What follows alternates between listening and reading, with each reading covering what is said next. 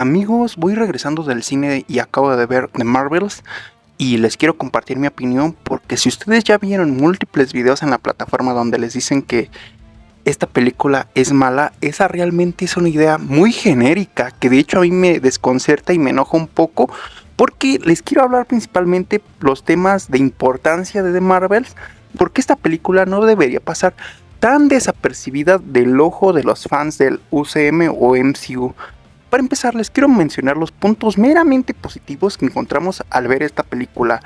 Kamala Khan se roba totalmente la película, destaca en cada una de las escenas, destacando como la heroína cómica que representa esa inocencia, esa falta de experiencia en batalla, y creo que reluce mucho. También Monica Rambeau tiene sus momentos, ya saben, vimos inicialmente en WandaVision y aquí destaca un poquito más, aún no les quiero hablar de eso, pero en sí rápidamente les voy a decir algo. Esta película está lejos de ser una película genérica. Recuerden, si oyen bien ese tipo de ideas en una reseña o opinión, para mí en lo personal les diría que realmente la persona que hizo ese video no quiso hacer bien su trabajo o realmente simplemente ya estaba predispuesta a odiar la película y realmente no le importa. Entonces el movimiento más fácil a realizar es grabar un video diciendo esta película es mala sin dando una motivación argumentativa del por qué es mala.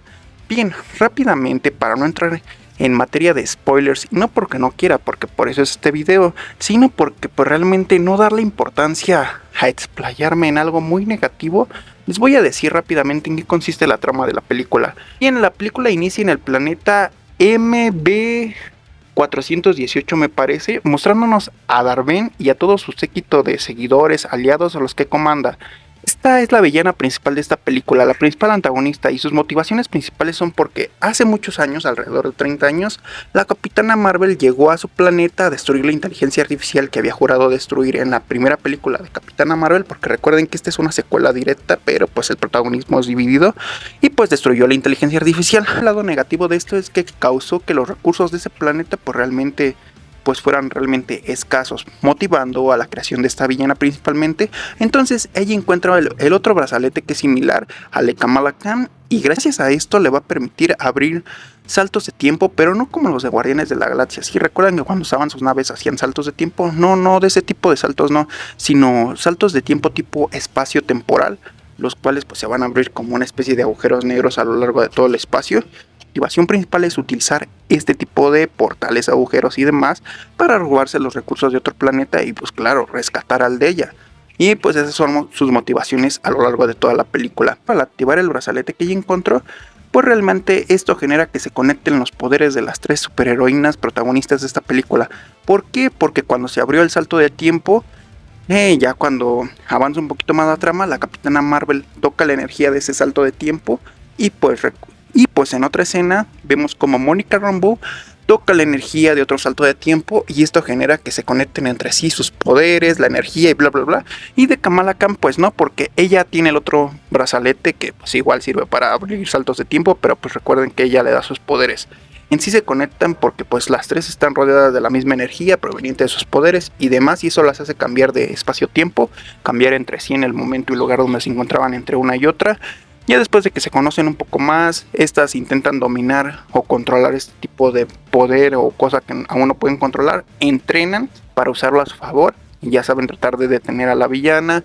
Van a otro planeta y aquí resulta que Carol Danvers hace muchos años se casó con el príncipe que dirige este planeta donde se comunican realmente cantando. Para no aburrirlos con todo esto, la razón principal es detener a Dar-Benn, sí, de que no se robe los recursos de otros planetas para dejarlos desabastecidos de este tipo de recursos naturales, utilizar a su favor su conexión con este nuevo poder de espacio-tiempo y pues ya saben, detener. Al final Dar-Benn pues logra tener los dos brazaletes como ya lo vimos en distintos trailers y promocionarles, le quita el otro brazalete a Kamala Khan, libera una especie de poder inmenso que no puede controlar y pues se desvanece, pero esto crea una incursión. Como ustedes ya saben, ya se nos habló de las incursiones en Doctor Strange en el multiverso de la locura, y aquí entra el punto más importante de la película, por lo cual yo no la consideraría una película genérica. Si no es buena, está lejos de ser una muy buena película, pero aquí se le da un muy buen desarrollo a Monica Rambeau porque ella decide sacrificarse para cerrar esta incursión. Decide usar sus poderes al límite. Creo que hasta incluso tiene un poco de desarrollo de importancia más que el de la propia Capitana Marvel. Al menos destaca más porque yo les digo, Kamala Khan se roba la película y demás, ahorita voy a seguir hablando de eso. Y pues Capitana Marvel también tiene un nuevo poder, como un nuevo Power Up Super Saiyajin para tratar de derrotar a Dar-Benn antes de que logre activar los dos brazaletes. Pero Mónica se sacrifica y pues ya cierra el portal de espacio-tiempo, pero esto lo manda a otro universo. Y aquí entramos ya a la parte final de la película porque pues ellas no saben dónde está o bla bla bla.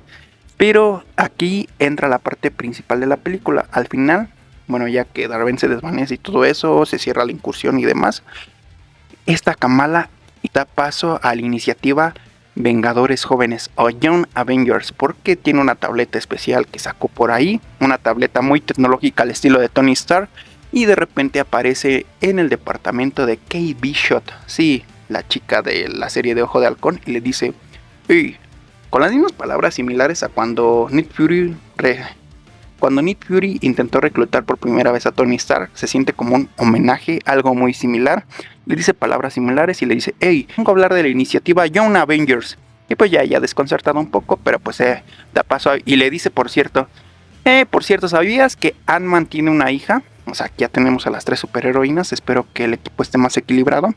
Pero ya pasando a la escena post créditos, vemos que Monica Rambeau en el universo que aterrizó, bueno, porque está inconsciente, está en el laboratorio de no otros que, como ustedes yo creo que ya lo saben, de los X-Men. Pero ¿qué X-Men son estos?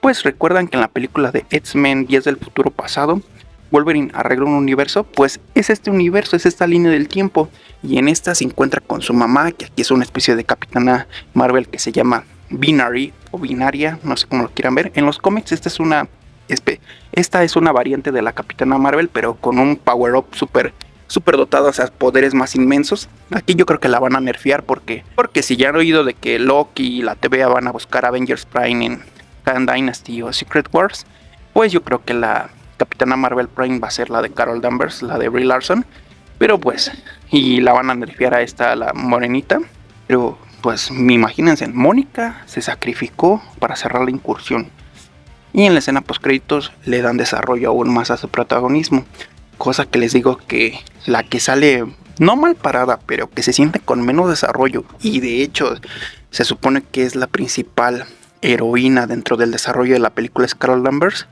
pues siento que le hacen falta momentos. En conclusión, yo lo que les puedo decir es que a la villana le hizo falta más corazón. Creo que muchos lo van a comparar con al nivel de villano como Malekith de Thor Un Mundo Oscuro, Thor 2, porque le hizo falta más corazón, o sea, como que sus motivaciones están bien, pero le faltó más desarrollo, o sea, como que desde los primeros 20 minutos de la película ya sabes cuáles son sus motivaciones y como que carecen como que de argumentación, de sentir esa empatía por ella. Entonces le faltó mejor desarrollo. Siento que la película está lejos de ser buena, pero no es mala en definitiva. O sea, no puedo decir que sea regular. O sea, si nos vamos entre bueno y malo, pues es una mala película. Pero en opinión personal me gustó más que Ant-Man Quantumania. Y pues ya saben, Kamala al final termina por reclutar a los Young Avengers, iniciar la iniciativa. Y pues la escena post crédito le da más desarrollo a Monica Rambeau. Y con esto conecta pues todo el universo de X-Men de Días del Futuro Pasado, el que arregló Wolverine, con lo del UCM, el universo 616. Y pues ya con esto, si había una incursión latente o esto sigue así, porque Mónica va a dejar una impresión muy grande en ese universo al estar conviviendo con estos X-Men, pues ya saben, tenemos a los X-Men de Fox confirmados ya en el UCM. Se les va a dar cierre, un buen cierre seguramente en Khan Dynasty o pues en Secret Wars, pero pues sí, es cierto. Algo que me disgustó mucho fue la participación de Samuel L. Jackson como Nick Fury. Se siente como un personaje meramente secundario, además el desarrollo que le dieron a los Skrull es meramente banal, y a la SHIELD, todo Secret Invasion, un desperdicio total. Fue bueno que igual no se le diera desarrollo porque Secret Invasion apestó, pero ¿qué rayos hicieron con Nick Fury? De verdad se siente muy secundario en esta película. Pero pues ni modo. Esto es lo que les quería comentar. La película está lejos de ser mala.